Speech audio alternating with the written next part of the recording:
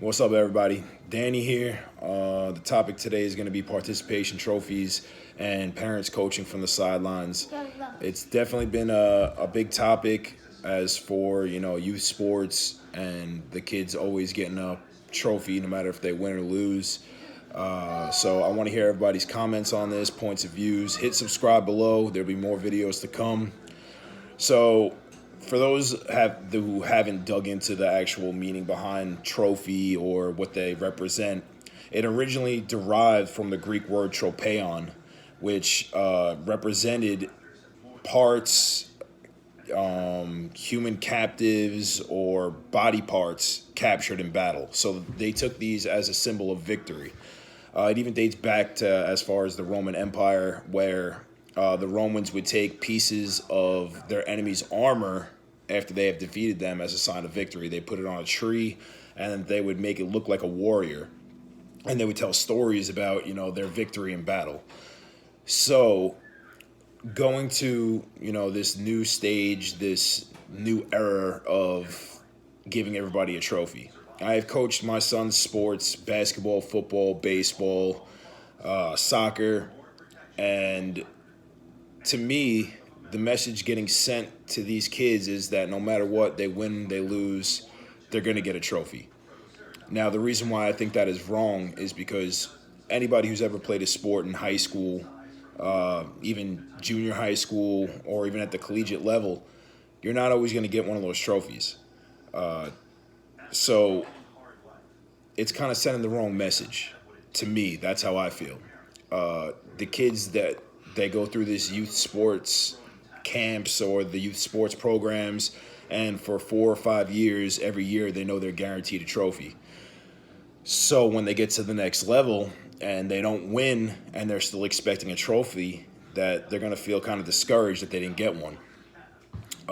So going back to coaching my kid's camp. So I went and I coached his basketball team for 2 seasons straight. The first practice we got there, and I try to feel out the kids a little bit, see what their mind state is, see what fundamentals they have, what they don't have, what they need to work on.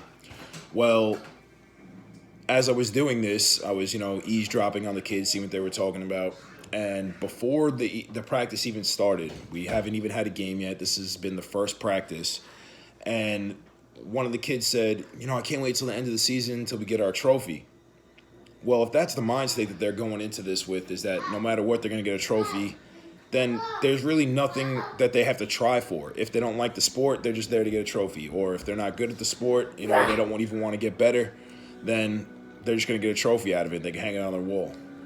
So to me, it needs to be worth something. It's got to be something sentimental to you. Now, I played 5 sports in high school. I even played collegiate basketball. So to me, when I didn't win a trophy, I worked harder to get that trophy. When I seen other teams win a trophy, I wanted to be that team. So I went in and put my blood, sweat, and tears into it so that next season I would come back and I would get that trophy, and it would be me getting that trophy. So that's where I think it kind of differentiates. But now we're giving everybody a trophy. So I actually made a video of when they asked me to hand out the participation trophies to my kids for their basketball team. And I told them exactly what I'm making this post about right now. You don't always get a trophy. Sometimes you got to lose. There's a loser and there's a winner. Not everybody wins. So what I told them was they can't expect this throughout their whole life. They can't expect to always be handed something saying that you're doing a great job or that you won when you really didn't win. That's not how life works, to me at least. You have to struggle in order to be successful. So if that means going 0-10 in a basketball season or going 10-0 the next season, there's a winner and there's a loser, and you gotta put out. You gotta make that happen. So in turn, this goes hand in hand with coaching from the sidelines.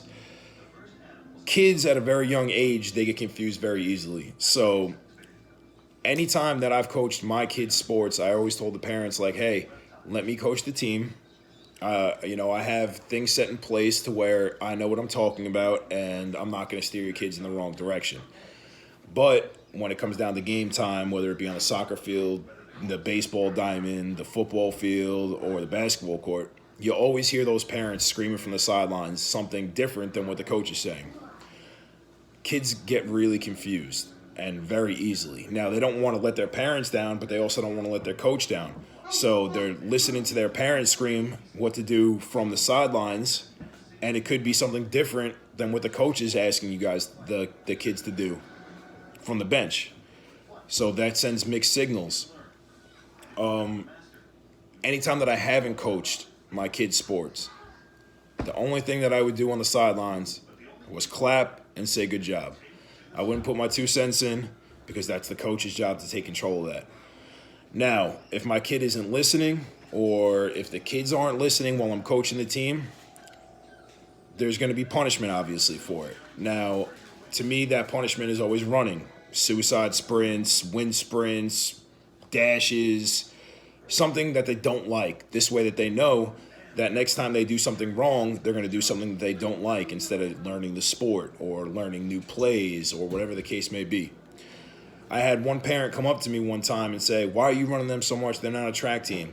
Well, the reason why I was running them so much is because they continued not to listen and talk while I was talking, and while I was trying to instruct to do things, they weren't paying attention. So this is like a huge thing. The parents, if you really feel like you need to put your 2 cents in, then go ahead and coach. Coach the team that your kid is playing on. Don't sit there and be one of those sideline coaches and think you know what you're talking about and, blame the coach for what they're doing. If it's really that big of a deal, then go ahead and coach yourself. Most of these coaches are volunteers. They take their time out of their day to go and coach kids without getting paid $1. Now, granted, you always have some people who do it, to put on a resume, or as for me in the military, you could put it on an eval where it says you did some community service. That's not the reason why I did it. I did it because my son had not played a sport. He's my stepson. He had not played a sport. So in order to get him comfortable and be with him there, I volunteered to coach every sport that he wanted to play. This way I wouldn't be one of those coaches from the sidelines. This way I could be in the action with him and teaching him everything that I knew about that sport. Again, going with coaching from the sidelines, the parents who get in arguments with the referees, whether it be a youth basketball game or a high school football game, screaming at the referees. I was a referee at one point too. $20 a game, $15 a game for 7 to 10-year-olds, or $8 a game for like the little kids. They're not there and thinking before they go out, "Hey, I really don't like this kid's 8-year-old team. Like, let's go out there and make it miserable for them." They're not thinking that. They're trying to make some extra money on the side, maybe to put some extra money in their wallet, gas money, whatever the case may be. They're not there to get after your kids to make it a horrible basketball game or a horrible football game. They're getting paid pennies. So for the parents in the stands, just be respectful and think about the situation that those people might be in refereeing those games. They're not out to get your children. They're just sitting there trying to referee a basketball game and make a lousy $20 while doing it. So that was the topic for today. Drop a like below, comment, let me know what you think about the participation trophies, coaching from the sideline. I know people have probably seen it, parents bickering back and forth, bickering with the coach. Subscribe below, more videos to come. All right, man. Danny, I'm out.